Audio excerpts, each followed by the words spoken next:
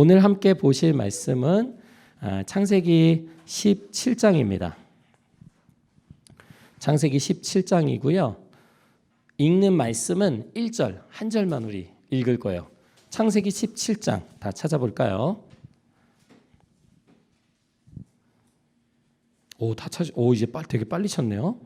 자, 창세기 17장 1절 찾으셨으면 우리 큰 목소리로 함께 읽도록 할게요. 누구 목소리가 제일 큰가 볼게요. 시작. 아브라함의 나이 99이 되었을 때에 주님께서 그에게 나타나셔서 말씀하셨다. 나는 전능한 하나님이다. 나에게 순종하며 흠없이 살아라. 아멘. 여러분, 지난 시간에 아브람과 사레가 자손에 대한 하나님의 약속을 이루어 나가는 과정에서 자녀가 생기지 않자 그 여종 하갈을 통해서 새로운 아이를 베게 되고, 그렇지만 그것은 오히려 그 가정 안에 큰 갈등을 낳았던 이야기에 대해서 우리가 함께 나눴습니다. 그런데 단순히 서로의 잘못, 실수, 갈등에 대해서만 우리가 함께 봤던 것이 아니라 그 속에서 여전히 그들의 고통과 실수와 아픔에 대해서 관심을 가지시고 함께 느끼시며 공감하시는, 바라보시고 그들의 기도를 들으시는 그 하나님에 대해서 우리가 나눴습니다. 오늘의 말씀은 이렇게 시작돼요. 아브라함의 나이 몇 살? 99이면 여러분 몇 살이죠? 비슷했어요. 99 좋습니다. 90은 이제 90살이니까 40으로 들었구나. 제 발음이 안 좋아서. 역시 그럼요. 그걸 모르는 우리 아이가 아닌데. 자, 99세는 99살입니다. 그러면 우리 지난번 말씀에서 몇 년이 지난 거예요? 10 몇 년이 지났죠? 한 13년? 13, 14년 정도 지났죠? 말씀은 한 장만 왔는데요. 그 사이에 13년이 지났어요. 여러분 지금 몇 살이죠? 13살 여기 있는데요. 이 말씀 한 장만 해요. 태어날 때부터 지금까지 13년이 간 거예요. 이때 이 99살, 99세가 됐을 때 하나님께서 아브라함에게 나타나셔서 말씀하십니다. 그게 우리가 함께 오늘 읽은 말씀인데요. 어떻게 하나님이 자신을 소개하고 계시냐면, 나는 전능한 하나님이다. 여러분, 전능이 뭘까요? 전능이 뭐예요? 전능한 하나님이래. 여러분, 전능이 뭐예요? 그런 말 들어봤어요? 다들 어려운가 보다, 이 질문은. 전능한 하나님이다. 뭐든 할 수 있는, 맞습니다. 전능 맞아요. 모든 것을 할 수 있는 하나님이다라는 뜻인데요. 이것은 이제 앞으로 창세기를 보잖아요, 우리가. 그 안에서 하나님이 소개되는 이름이에요. 자주 등장해요. 전능한 하나님, 엘샤다이라고 하는데요. 전능한 하나님입니다. 그런데 이 실제 이제 샤다이라는 뜻을 잘 찾아보면 이 안에는 이런 뜻이 있어요. 공급한다, 필요한 것을 준다, 이런 뜻이 있습니다.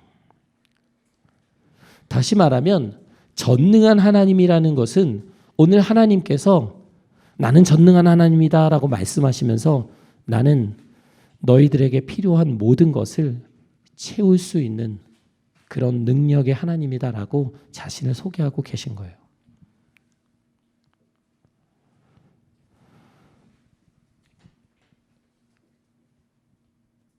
여러분, 하나님이 왜 자신을 이렇게 소개하실까? 오늘 자랑하시는 거예요? 나 전능해? 자랑하는 거예요? 여러분, 제가 여러분에게 여러분 저 돈 많아요. 주머니 보시죠? 돈이 없고 살이에요. 살 때문에 이렇게 뭐가 많아 보여요. 살인데요. 저 돈 많아요? 그러면 뭐예요? 왜 제가 이런 얘기 할까요? 그렇죠. 돈 빌려줄 수 있고요. 오늘 맛있는 거 제가 다 사주고요. 여러분 필요한 거 제가 다 사줄 수 있어요. 그렇지 않고 그냥 돈 많아요. 그러면 그건 정말 자랑이죠.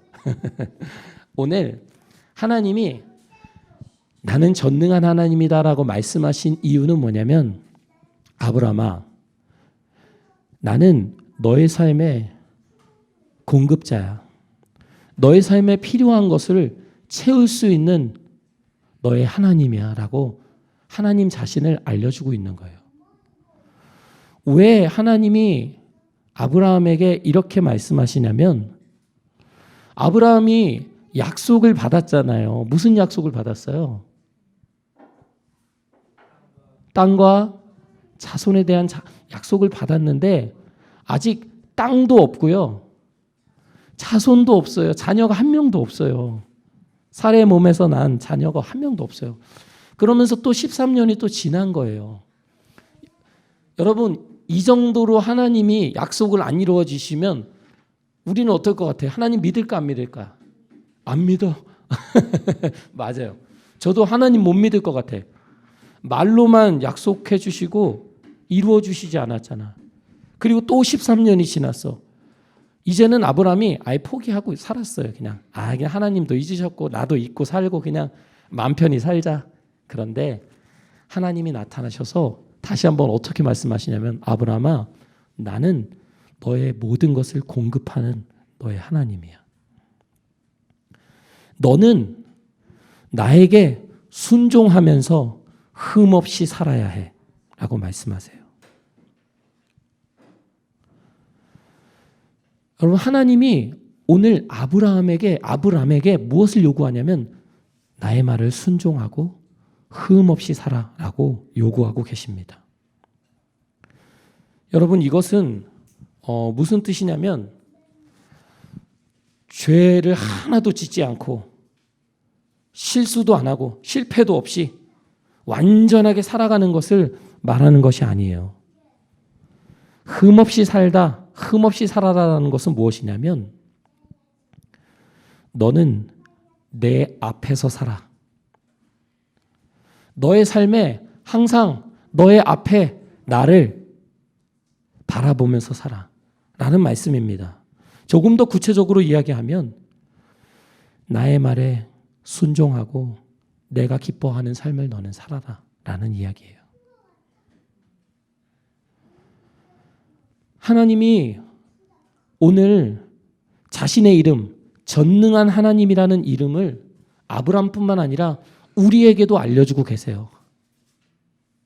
우리의 이름을 한 사람 한 사람 부르시면서, 얘야, 나는 너의 전능한 하나님이야. 너는 나에게 순종하고 흠없이 살아. 여러분, 어떻게 우리가 하나님의 뜻에 순종하고 하나님이 우리 앞에 계신 것처럼 항상 믿으며 하나님을 바라보며 살 수 있을까요? 우리는 그렇게 살 수가 없어요.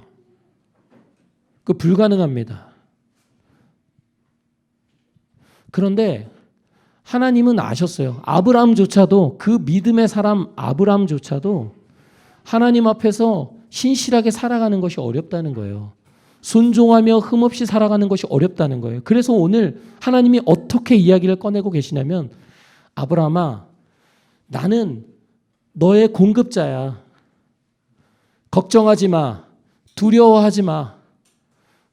내가 너의 전능한 하나님이 되니 너는 나를 따라. 우리에게도 똑같아요. 하나님이 그냥 너는 나를 순종하고 내 뜻에 따라 살아가라고 우리에게 요구하지 않으십니다. 하나님 우리에게 먼저 자신을 알리고 계신 거예요. 나는 너의 공급자야. 너의 전능한 하나님이야. 너는 나를 믿고 따라와라고 얘기하시는 겁니다. 여러분, 오늘날과 같이 불안한 시대, 특히 이 코로나 시대는 정말 불안하잖아요. 전 세계가 불안하거든요. 아마 여러분들도 지금 뭔가를 계획하고 계시지만 이게 앞으로 어떻게 될까 하는 불안함이 다 있을 거예요. 자녀들은 또 어떻게 양육을 해야 되지? 어떻게 키워야 되지?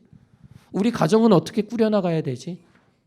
다들 이런 고민과 걱정 속에 살아가는 이 불안한 시대에 하나님과 동행하며 살아간다?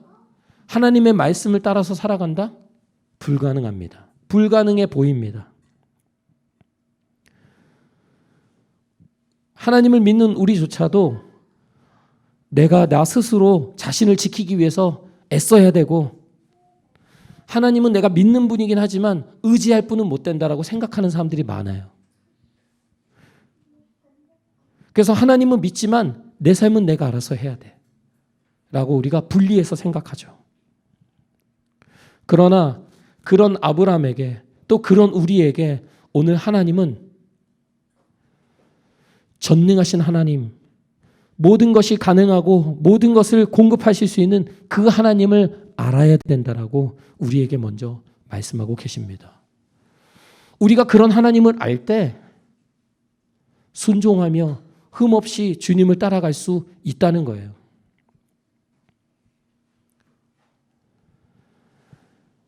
여러분, 아브라함이 지금 하나님의 말씀을 듣고 있거든요. 여러분, 부모님과 대화할 때 어떤 자세로 들어요? 저희 자꾸 가족 얘기 안 하려고 하는데 안 할 수가 없어요. 저희 아들은 공손한 태도로 그렇게 듣지는 않습니다. 뭐 아빠가 얘기하면 이제 뭐 친구가 얘기하는 것처럼 듣죠. 편하게 듣는다는 얘기인데요. 오늘 아브라함은 하나님의 말씀을 어떻게 듣고 있었을까? 자, 오늘 말씀은 이렇게 소개합니다. 아브라함이 얼굴을 땅에 대고 엎드려 있었다. 지난주에 우리 그런 말씀 나눴잖아요. 하갈이 하나님을 봤을 때 두려워했거든요. 나 죽지는 않을까? 근데 살아났어요. 그래서 놀랐거든요. 아브라함도 마찬가지입니다. 우리가 하나님을 보게 되면, 하나님 앞에 있게 되면 우리의 모습은 어떻게 되냐면 엎드려지는 거예요. 하나님 앞에 겸손해지는 겁니다. 하나님이 무슨 말씀을 하시든지 들을 준비가 되어 있는 거예요. 우리 예전에 막 오래된 한국 역사 드라마나 영화 같은 거 보면 왕이 말할 때 들을 때 어떻게 하죠?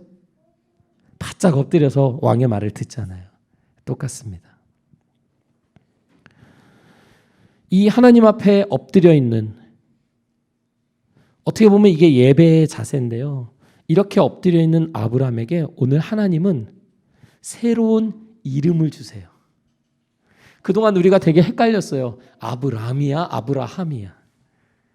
근데 오늘 하나님께서 이 아브람, 높임을 받는 아버지라는 뜻을 가진 아브람에서 여러 민족의 아버지, 많은 민족의 아버지라는 뜻을 지닌 아브라함이라는 이름을 줍니다. 자, 여러분 헷갈리시죠? 이걸 짚고 넘어가야 돼요. 자, 두 개의 이름이 있습니다. 하나는 아브람이고 하나는 아브라함이에요.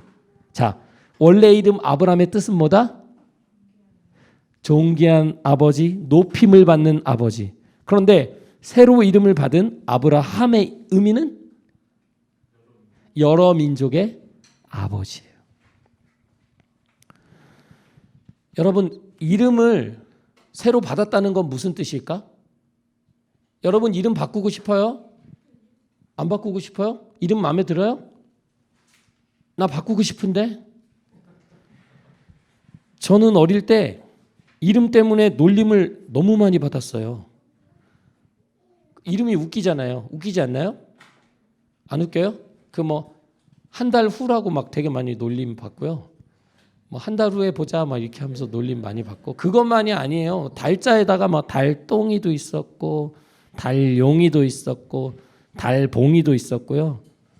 달팽이도 있었고, 뭐 달자 들어가는 거는 다들 자기 마음대로 막 불렀어요. 이름을 부르질 않아. 얼마나 그게 제가 어린 마음에 상처가 됐는지 정말 너무 원망스러웠어. 부모님이 왜 나의 이름을 이렇게 줬나. 그래서 저는 제 아들 이름 지을 때 최대한 이상하지 않은 이름으로 지려고 많이 신경을 썼습니다. 이상한가? 자, 그런데요, 오늘 이 아브람이라는 존귀한 아버지, 높임을 받는 아버지, 너무 좋은 이름이잖아요. 자신이 높아지면 얼마나 좋아요.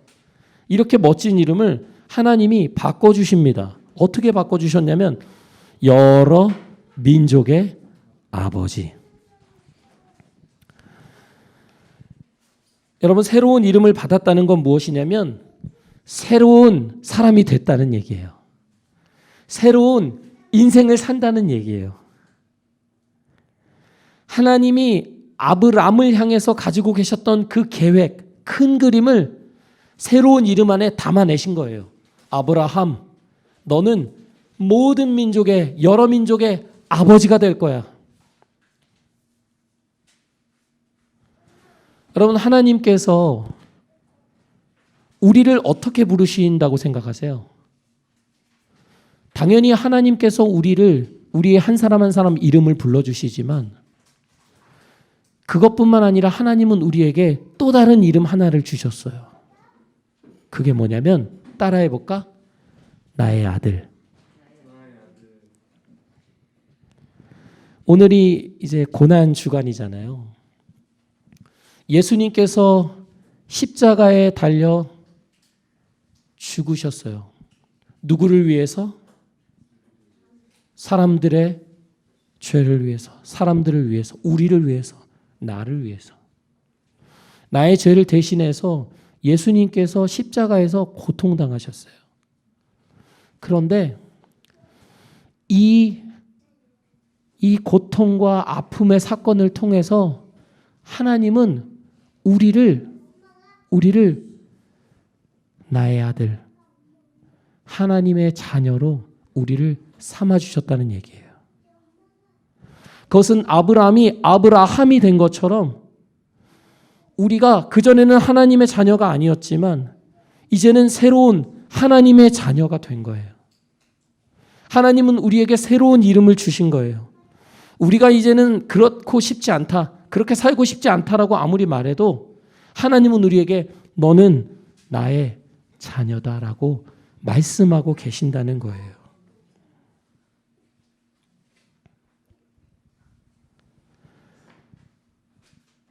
여러분, 이 아브람이요, 하나님이 새로운 이름을 주셨을 때 기분이 좋았을까, 안 좋았을까? 높임을 받는 아버지가 좋아요? 여러 민족의 아버지가 좋아요? 여러분, 어떤 이름이 더 좋아요? 높임 받는 아버지가 좋아요? 여러 민족의 아버지가 좋아요? 골라보시죠. 여러 민족의 아버지가 좋아요? 뭐가 좋아요? 자, 이것 굉장히 웃긴 이름이에요. 아브라함이요, 굉장히 웃긴 이름입니다. 왜 웃긴 이름일까요? 아브람이 볼 때요, 말도 안 되는 이름이에요. 왜요? 지금 아브람에게 자녀가 있다 없다? 사례를 통한 자녀가 있다 없다? 없어. 지금 나이가 몇 살이야? 99살인데 이름이 이런 거예요. 여러 자손의 아버지, 여러 민족의 아버지. 사람들이 놀린다 안 놀린다? 놀리죠. 저보다 더 놀림 받았을 거예요, 아마. 아니, 무슨 이름이 무슨 여러 민족의 아버지야? 뭐 그 두 부부에서 나온 아들 한 명도 없는데 뭐 이름이 그래? 뭐 한국에도 이름, 웃긴 이름 많죠. 무슨 이름 있죠? 200원 뭐 이런 이름 있어요. 5만 원 이런 거 있거든요, 진짜로. 그리고 뭐 방국봉 뭐 이런 것도 있어요. 방국봉 뭐 이런 것도 있고 뭐 되게 웃긴 이름 많은데요. 여러분 뭐 만약에 뭐 20억 그러면은 이름이 20억이야. 20억이면 어때? 그 사람 어떨 것 같아요? 부자일 것 같지만 그렇지 않을 수 있잖아요. 맨날 너무 힘든데 이름이 20억이야. 그러니까 지금 오늘 아브라함이라는 그 이름 자체가 여러 민족의 아버지인데 현실은 그렇지 않다는 거죠.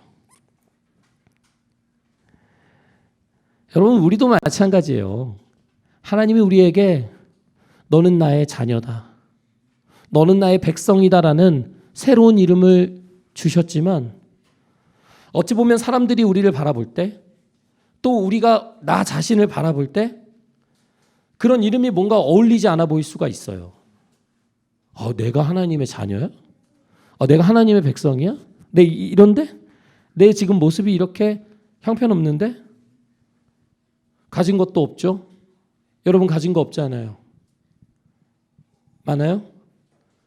또 외모적으로, 경제적으로, 능력적으로 어느 기준으로 보더라도 우리가 대단하지 못할 수 있잖아요.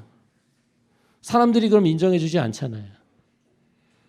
그런 내가 어떻게 하나님의 자녀지? 그런 내가 어떻게 하나님의 백성이지? 다른 사람들이 때로는 나 자신을 그렇게 낮게 볼 수 있다는 거예요. 하나님의 자녀로서 하나님의 백성으로 어울리지 않는다라고 생각할 수 있다는 겁니다. 그런데 하나님은요, 오늘 2절과 6절에서 어떻게 말씀하시냐면 2절에서 이렇게 말씀하세요. 내가 너 사이에 내가 몸소 언약을 세워서 너를 크게 번성하게 하겠다. 6절도 마찬가지예요. 내가 너를 크게 번성하게 하겠다. 여러분, 누가 하신다는 거예요? 하나님이 하시겠다는 거예요. 아브라함이라는 이름에 걸맞게 살 수 있도록 내가 번성하게 하겠다는 거예요. 우리 또한 마찬가지예요. 나의 자녀로, 하나님의 자녀로, 하나님의 백성으로, 그리스도인으로 살아가는 것, 내가 그렇게 살도록 하겠다는 거예요. 하나님이 우리의 삶을 그렇게 인도하시겠다는 겁니다.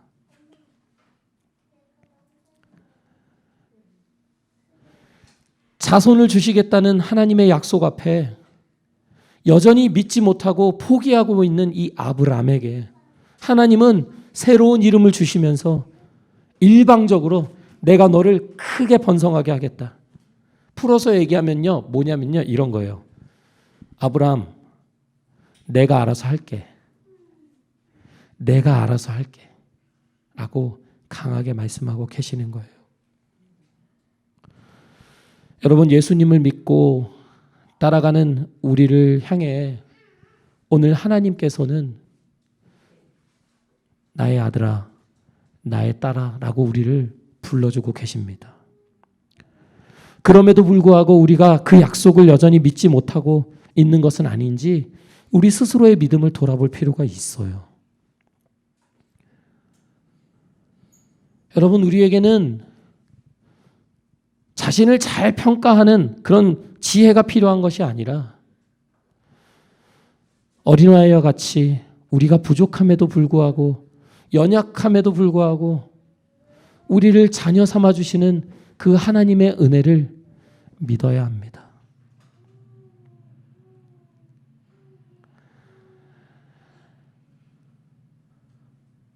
여러분, 얼마나 우리의 믿음이 쉽게 흔들리냐면 아브라함도요, 그렇게 잘 믿어도요, 계속 흔들려요. 계속 흔들립니다. 그래서 하나님이 언약을 세우시는데 어떻게 하시냐면요, 내가 너의 자손을 번성하게 해줄게. 근데 너도 언약을 지켜. 그러면서 뭘 하라고 하시냐면 너희 가운데 모든 남자는 할례를 받아라. 여러분, 할례라는 말이 좀 어렵죠. 이거 이제 문화마다 다른데 한국도 막 청소년기가 되면은 막 그런 이제 남자들은 그런 수술을 받기도 합니다. 표피를 베어내는 건데요. 당시 관습에 의해서 특히 이 하나님의 말씀에 의해서는 하나님이 아브라함에게 주신 그 언약 있잖아요. 약속. 너의 자손을 통해서 온 세상을 복주겠다고 하신 그 약속을 서로 맺으시는 과정에서 오늘 뭘 요구하시는 거냐면 할례를 행해야 된다는 거예요. 여러분, 할례는 몸에다 새기는 거예요. 하나님이 나에게 약속하셨다는 것을 몸으로 나타내는 겁니다. 죽는 날까지 지워지지 않아요. 그것은 무슨 뜻이냐면 하나님의 약속이 항상 있다는 거예요. 하나님의 약속을 늘 기억해야 한다는 거예요. 할례를 받았다는 것은 무엇이냐면 하나님의 백성이 되었다는 거예요. 하나님의 자녀가 되었다는 겁니다. 그 하나님의 약속을 믿고 하나님의 복을 온 세계에 전하는 자로 세워주시겠다는 그 하나님의 약속대로 살아가기를 원하는 사람들은 반드시 뭘 받아야 된다? 할례를 받아야 되는 거예요. 여러분, 나중에 그 이스라엘이 나라를 빼앗기잖아요. 그래서 포로로 끌려갑니다. 끌려가서 온갖 고통을 다 당해요. 그들이 하나님을 떠났기 때문에 하나님에게 진노를 당하죠. 그러면서 여러 곳에 떨어져서 막 아주 어려운 삶을 살아갑니다. 근데 그때에 그들의 땅도 잃어버렸죠. 그리고 그들이 하나님을 예배하던 성전도 잃어버렸죠. 근데 그 다른 나라 사람 속에서 어렵게 살아가는 그들이 하나님을 기억할 수 있었던 아주 유일한 또 아주 소중한 그 표시가 뭐였냐면 바로 할례였어요. 할례를 통해서 그들은 여전히 하나님의 약속이 우리에게 있다는 것을 기억했습니다. 여러분, 그러면 할례를 받지 않는다는 것은 무엇이냐면요, 단순히 나 이게 싫어, 이런 의식이 싫어 이렇게 거부하는 게 아니라 하나님의 언약, 약속하신 그 뜻대로 살아가고 싶지 않다는 거예요. 하나님을 따르는 삶에 대한 거부입니다. 하나님의 자녀로 살아가는 것을 거부하는 거예요.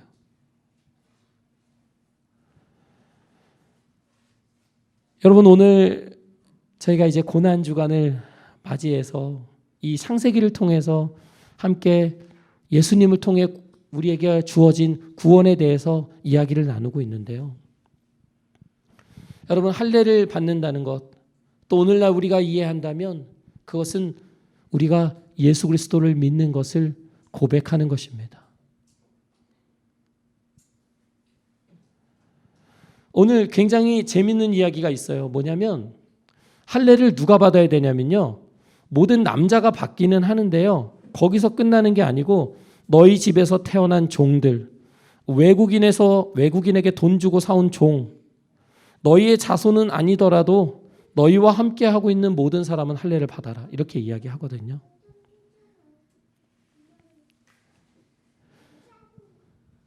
여러분, 예수님은 누구를 위해서 아까 십자가에 달려 돌아가셨다고 했죠? 누구를 위해서? 사람, 어떤 사람? 나, 너, 우리, 또 이곳에 있지 않은 모든 사람들을 위해서 예수님께서 십자가에 달려 돌아가셨다는 거예요. 그 사람이 외국인이든 종으로 팔려온 사람들이든 어떤 환경 속에서 살아가는 사람들이라도 하나님은 그들을 구원하시기를 원하신다는 말씀입니다.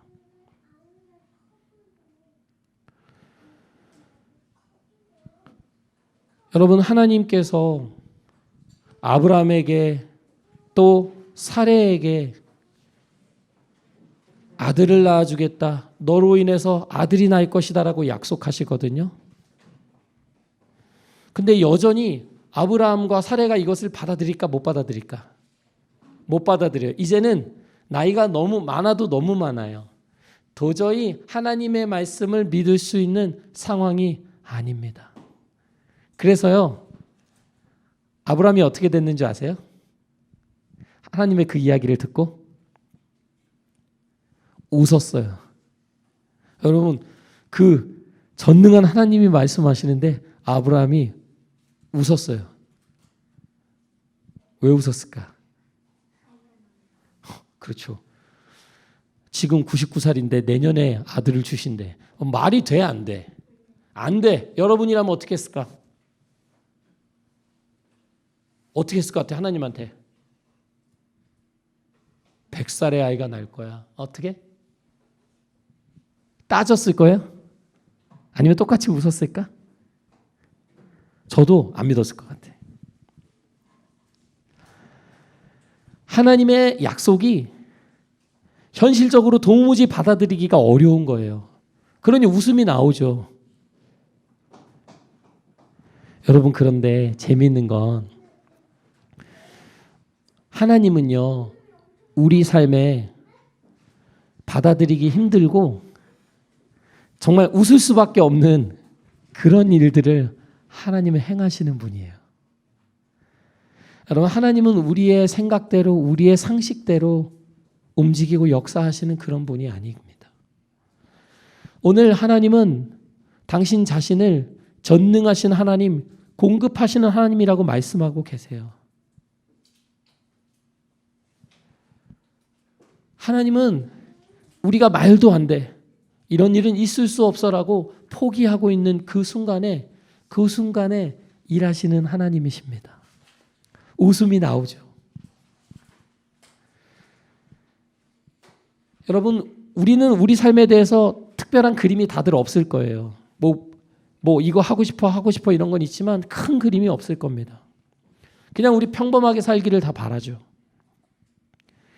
그런데 하나님께서는 우리의 삶이 그저 그런 평범한 삶이 아니라고 말씀하고 계신 거예요. 하나님의 약속과 말씀을 들으면 우리 다 웃을 거예요. 제 삶에 그런 일이 이루어진다고요? 이미 저 다 끝났어요. 저 나이도 이제 들었고 힘도 없고 지혜도 없고 능력도 없고 스펙도 없고 뭐 좋은 재력도 없고 뭐 더 기대할 게 없는데요, 하나님. 근데 오늘 그런 아브라함에게 하나님은 아브라함 아니다. 너를 향한 나의 계획, 너를 향한 나의 언약이 성취될 것이다라고 말씀하고 계신 거예요. 그러니 웃음이 나오죠. 여러분, 아브라함이 86세 때 이스마엘이 태어났고요. 그리고 13년이 지났습니다. 자손을 주시겠다는 약속이 계속 늦어져요. 여러분, 하나님이 왜 이렇게 약속을 늦게 이루어 주실까? 하나님이 왜 이렇게 약속을 빨리빨리 이루어 주시지 않을까? 저도 되게 고민이 됐어요, 이 부분이. 왜 하나님이 그냥 나이 30에 아니면 20살에 딱 주시면 좋아요, 안 좋아요? 약속이 뭐가 필요해? 그냥 바로 주면 되죠. 좋죠, 그게. 선물 여러분, 오늘 받는 게 좋아요? 내일 받는 게 좋아요? 내년에 받는 게 좋아요? 50년 후에 받는 게 좋아요? 내일 받는 거? 오늘 말고? 그러면 오늘 주고 내일 줘야겠다. 그리고 자, 맞습니다. 오늘 내일 받는 게 좋죠. 빨리 받는 게 좋잖아요. 왜 하나님이 이렇게 늦게 주셨을까? 여러분, 왜 그런 것 같아요? 왜 이렇게 늦게 이루어 주셨을까, 약속을? 어렵나요? 저도 고민을 해봤어요. 정답은 아닐 수 있지만 오늘 우리가 믿음의 조상이라고 부르는 적어도 그 아브라함의 삶 속에서는 아브라함이 기댈 수 있는 모든 것들, 그리고 아브라함이 의지로 할 수 있는, 자신의 능력으로 할 수 있는 모든 것을 내려놓을 때까지 기다리신 건 아닐까라는 생각도 해봅니다. 하나님 아브라함을 계속해서 훈련시키시는 거예요. 하나님을 믿고 따르는 것이 무엇인지를 삶을 통해서 배우게 하시기 원하셨던 것 같아요. 원하는 대로, 바라는 대로 바로바로 모든 게 이루어진다면 아브라함이 하나님을 의지할 게 없죠. 기다릴 게 없죠. 그런데 그동안 하나님은 계속해서 아브라함에게 말씀으로 약속하셨던 거예요. 그러면서 그 말씀을 아브라함이 믿을 때 하나님이 기뻐하셨고 아브라함에게 의롭다라고 말씀하신 겁니다. 아직 그 약속이 이루어지지 않았고 아무것도 힌트도 없고 아무 어떤 징조도 없지만 그것을 믿는 아브라함을 보고 계신 거예요. 전적으로 하나님만이 아브라함에게 주시는 언약을 이루어 가시는 분이라는 것을 알게 하고 계신 겁니다. 여러분은 우리 삶에 하나님께서 큰 계획을 가지고 계신 거 믿으세요? 여러분, 이것은 여러분의 능력하고 상관없어요. 여러분의 스펙하고 상관없어요. 여러분의 지금 가정 환경하고 상관없어요. 하나님의 우리를 향해서 가지고 계신 그 크신 계획과 뜻은 하나님께서 반드시 이루어내십니다. 그것을 믿고 살아가는 것이 믿음이에요. 나는 연약하지만, 나는 부족하지만 하나님이 내 삶을 통해서 다른 사람을 복주시고 내 삶을 통해서 복음이 전해지게 하시고 내 삶을 통해서 아프고 상처 입은 자들을 위로하게 하시는 그 하나님의 은혜가 우리 삶에 있다는 것을 믿는 것, 그것을 하나님이 우리에게 바라시는 겁니다. 여러분, 하나님께서 할례를 행하라고 말씀하셨잖아요. 근데 아브라함이 할례를 언제 행했을까요? 오늘 23절에 보시면 이렇게 나와요. 언제 했다? 바로 그날에. 하나님께서요, 말씀하시고 떠나서 올라가셨거든요. 근데 아브라함이 바로 그날에 모든 남자들 다 불러가지고요, 할례를 행합니다. 집에서 태어난 종, 돈 주고 사온 종, 아브라함 집안에 있는 모든 남자가 그날 아브라함과 함께 할례를 받아요. 여러분, 이것이 오늘 1절에서 나는 전능한 하나님이다, 너는 나를 순종하고 흠없이 살아라는 그 말씀을 따라 사는 아브라함의 모습입니다. 많은 것 요구하지 않으셨어요. 너 아이를 낳기 위해서 뭐 운동해라, 뭐 산부인과 가봐라, 그런 말씀하지 않으셨습니다. 할례를 행해라, 그것이 나와 맺는 언약이다 라고 말씀하셨을 때 아브라함이 묻지도 따지지도 않고 모든 남자를 불러서 즉각적으로 할례를 행합니다. 할례가 뭐냐면 아까 너무 간단하게 설명을 했는데요. 할례는 이제 남자들 몸에 있는 살갗을 베는 거예요. 일종의 수술 같은 거죠. 근데 그것을 통해서 이제 이게 상처라고 할 수는 없지만 그 모양이 남잖아요. 근데 그것이 하나의 의식이었어요. 근데 한국 사람들도 우리 청소년 되면은 그런 할례란 말을 쓰진 않지만 우리가 뭐라고 하죠? 전문용어로? 이 말씀에 포경수술을 말하는 거죠. 그렇지만 포경수술이라는 걸 하거든요. 근데 좀 달라요. 의식은 좀 다르지만 그런 표시를 몸 안에 남기는 거예요. 하나님의 언약을 가지고 있다는. 자, 여러분, 하나님은 오늘 아브라함뿐만 아니라 우리 한 사람 한 사람을요, 그 언약의 관계로 불러내십니다. 공급하시는 하나님, 그 하나님의 공급을 받으며 살아가기 위해서 하나님 앞에서 행하고 하나님과 교제하며 살아가고 그분의 가르침을 따라가야 한다라고 오늘 말씀하고 계신 거예요. 여러분, 오늘 이 17장의 이야기에 가장 많이 나오는 단어가 뭔지 아세요? 가장 많이 나오는 단어가 뭘까?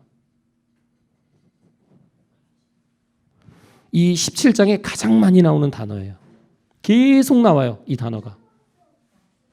말씀이요? 약속? 비슷해요. 언약, 그렇습니다. 제가 정확히 센지 모르지만요, 16번 나와요. 여러분, 잘 구분하셔야 되는 게 뭐냐면, 여러분, 언약의 자손이 누구죠? 이삭이죠. 근데 하나님이 이스마엘도 복 주셨다? 안 주셨다? 복 주셨다. 이스마엘에게도요, 대대로 자손들이 태어나게 하세요. 이삭에게도요, 대대로 자손이 태어나게 합니다. 그러면 똑같은 복이잖아요. 자손들이 많이 태어나는 게 복이잖아요. 그런데 오늘 이 17장에서 이 언약이라는 말은 누구와 해당하는 거냐면 이삭에게만 해당하는 겁니다. 단순히 그 언약이요, 땅과 자손만을 준다는 것에서 끝나는 게 아니라는 거예요. 이 언약은 이삭에게만 주어지는데 그것은 뭐예요? 아브라함에게 주셨던 언약, 약속. 너를 통해, 너의 자손을 통해 온 민족이 복을 받을 것이다. 여러분, 이번 주가 어떤 주간이라고요? 고난 주간. 누가 십자가에 달려 돌아가신 것을 기념하는 거예요? 예수님. 아브라함, 이삭, 그 자손을 통해서 그 대에서 예수 그리스도가 이 땅에 오셨어요. 이 땅에 오셔서 우리의 힘으로, 우리의 능력으로 하나님 앞에 설 수 없는데 그 예수님의 죽으심으로 인해서 우리가 하나님을 믿고 하나님을 아빠라고 부르고 하나님의 자녀가 되었다는 이야기입니다. 하나님의 큰 그림, 100세나 되어서 준 그 늦은 나이에 얻은 그 아들 이삭, 그 이야기가 단순히 자손 많이 낳고 잘 먹고 잘 사는 이야기에서 끝나는 것이 아니라 오늘날 우리에게까지, 먼 곳에 있는 우리에게까지 예수님을 통해서 그 하나님의 사랑과 구원하시는 이야기를 전해주고 계신다는 거예요. 여러분, 저는 저뿐만 아니라 우리 이야기 침례교회 모든 가족들이 계속해서 이제 우리가 말씀도 나누고 예배도 드리고 하지만 가장 중요한 것은 무엇이냐면 하나님이 우리를 어떻게 바라보시는지 저는 더 알게 되기를 원합니다. 우리 어린 아이들부터 어른들에 이르기까지 하나님이 우리를 어떻게 바라보시는지, 내가 하나님을 어떻게 바라보는지가 아니라 하나님께서 나를 어떻게 바라보시는지, 하나님이 나를 어떻게 불러주시는지, 하나님이 나에게 주신 복은 무엇인지를 우리가 점점 더 알아가기를 원합니다. 그 오랜 수천 년 전에 아브라함 한 사람을 통해서 하나님은 오늘 이 자리에 앉아있는 우리 한 사람 한 사람을 보고 계셨던 거예요.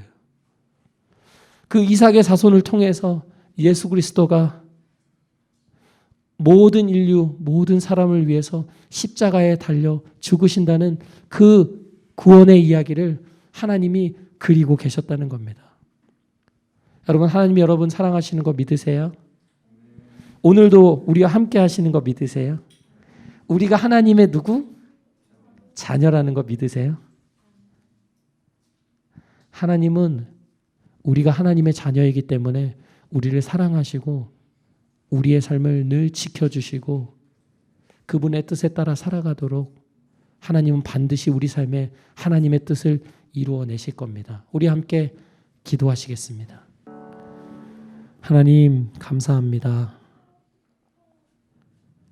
주님, 우리를 사랑한다고 말씀하여 주시고 우리의 삶이 가치 있다고 말씀하여 주시고 우리를 향하여 하나님 큰 계획을 가지고 있다고 말씀하여 주시니 감사합니다.